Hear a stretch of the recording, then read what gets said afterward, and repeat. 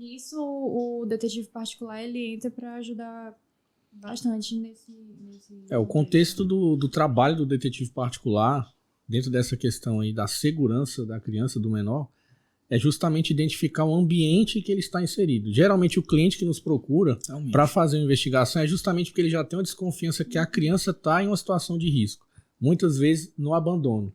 Um pai, uma mãe que sai sexta-feira, volta no domingo, deixa a criança às vezes com vizinhos, totalmente abandonada, sem suporte. Às vezes a criança também começa a demonstrar, não quer ir, não quer visitar, fica chorando, tem que ir final de semana e fica com aquela lamentação. E a mãe ou o pai vê que está sofrendo.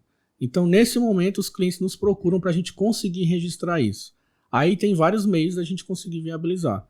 Primeira questão, se a gente conseguir fazer uma campana no local, às vezes é um endereço residencial, uma casa, por exemplo, a gente consegue identificar a pessoa saindo, indo para alguma festa, indo para algum outro tipo de evento que a criança não vai e, portanto, a criança fica lá no endereço.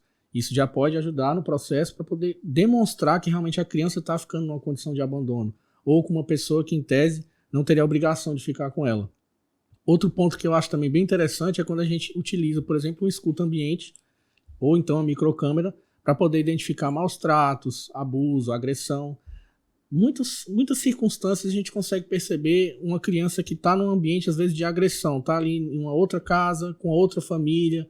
Às vezes é uma criança menor, está ali realmente sofrendo algum tipo de abuso, algum tipo de agressão. Aí com a escuta ambiente a gente consegue comprovar isso. Ou às vezes até fazendo o acompanhamento presencial. Você pode seguir a pessoa às vezes no shopping, em algum lugar. Você vê que a criança está numa condição mais retraída e que isso vai contribuir para o processo. Mas na maioria dos casos a gente consegue perceber pela própria criança trazendo esses sinais. Então quando a pessoa nos procura, a gente define a metodologia de serviço com base nisso. Se a gente vai utilizar uma microcâmera, se a gente vai utilizar uma escuta, aí vai depender da situação, do nível de acesso àquele endereço.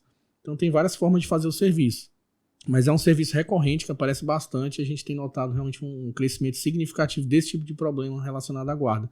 E aí os pais pedem, que é a guarda unilateral, como o doutor falou, para realmente garantir a segurança e poder ter o filho mais próximo.